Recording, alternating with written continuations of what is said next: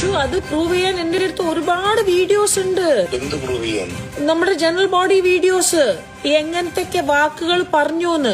ഒരു സ്ത്രീ തനിച്ചൊരു സ്റ്റേജിൽ 6-7 മണിക്കൂർ ഈ മറ്റേ നമ്മളെ അശ്ലീല വാക്കുകൾ ബാബുരാജ്, ഇടവേള ബാബുവും, സിദ്ദിഖയും, മറ്റേ സുരേഷ് കൃഷ്ണയും, മറ്റേ സാദിക്ക, പിന്നെ ഞാൻ പറഞ്ഞുതരാം അപ്പാ ഹാജ, പിന്നെ മജീദ് ക, പിന്നെ ആരാണ് മാല പാർവതി, മായ വിശ്വനാഥ്, എല്ലാരും പറയണ കാര്യങ്ങളെല്ലാം അത്ര ക്ലിയർ ആയ ഓഡിയോസും വീഡിയോസും ഉണ്ട് എന്റെ അടുത്ത്. അവർ എന്ത് പറയുന്നറിയാമോ? നിങ്ങൾ ആദ്യം പറയും ഞങ്ങൾക്ക് കണക്ക് അവതരിപ്പിച്ചില്ല. ഞങ്ങൾ സ്റ്റാർട്ടിങ് അല്ലല്ല മീറ്റിംഗ് തുടങ്ങണേന് മുമ്പ് തന്നെ ബാബുരാജേട്ടൻ തുടങ്ങി. മീറ്റിംഗ് തുടങ്ങണേന് മുമ്പേ അതൊന്ന് ഞാൻ പറഞ്ഞു ഹലോ നമസ്കാരം എന്ന് പറഞ്ഞപ്പോ അതൊക്കെ ഒന്നുമില്ല, ഇത് ആവശ്യം, നമുക്ക് ഇതിനൊന്നും നമ്മള് ജനറൽ ബോഡി അംഗീകരിക്കൂല. ആദ്യം തുടങ്ങി. പിന്നെ ബാബുരാജേട്ടന്റെ ഓരോ വാക്കുകള്, സിദ്ദിഖാന്റെ ഓരോരോ വാക്കുകള്, വിഷു വേറെ ഏത് സ്ത്രീ ആണെങ്കിലും മനസ്സിലായോ അത്ര നേരം നിൽക്കൂല. എനിക്ക് തൊലിക്കട്ടിയൊന്നുമില്ല. പക്ഷെ ഞാൻ എന്റെ കമ്മിറ്റീന് വേണ്ടിയിട്ട് അവിടെ നിന്നത് അമ്മ അസോസിയേഷൻ എന്ന് നമ്മളല്ലേ കുറച്ച് ആൾക്കാർ, ഇതൊന്നും അറിയാത്ത ആൾക്കാരാണ്.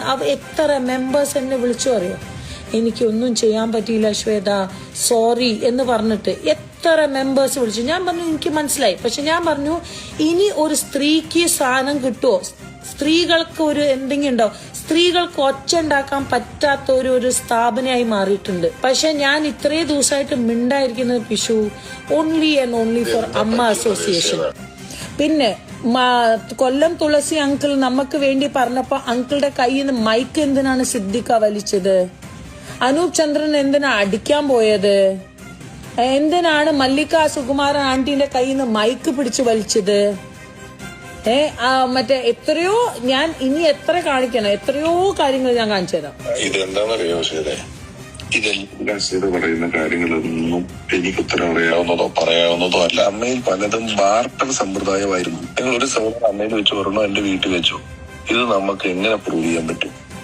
അതന്നെയാണ് നമുക്ക് എല്ലാവർക്കും അറിയാം ഇത് ചെയ്തിട്ടുണ്ടെന്ന്. ഇതെങ്ങനെ പ്രൂവ് ചെയ്യും? ഒന്നും ചെയ്യാൻ പറ്റത്തില്ല. അപ്പൊ ഞാൻ പറഞ്ഞത് ഇതിൽ നടത്തിയിട്ടുണ്ട്, നടത്താൻ കഴിവുള്ളതും കമ്മീഷൻ മേടിച്ചിട്ടും അല്ലാതെ ഇല്ലാതെയൊക്കെ കൊണ്ടുപോയിട്ടുണ്ട്. പക്ഷെ നമ്മൾ കണക്കെടുത്ത് നോക്കിക്കഴിഞ്ഞാൽ ഇതിനകത്ത് വേറെ വിഷയം, നിങ്ങൾ ഈ പറയുന്ന സാധനങ്ങൾ കണക്കന്വേഷിച്ചാൽ ഇതിൽ ഒരു ചാരിറ്റബിൾ ട്രസ്റ്റിന് ചെയ്യാൻ പാടില്ലാത്ത കാര്യങ്ങൾ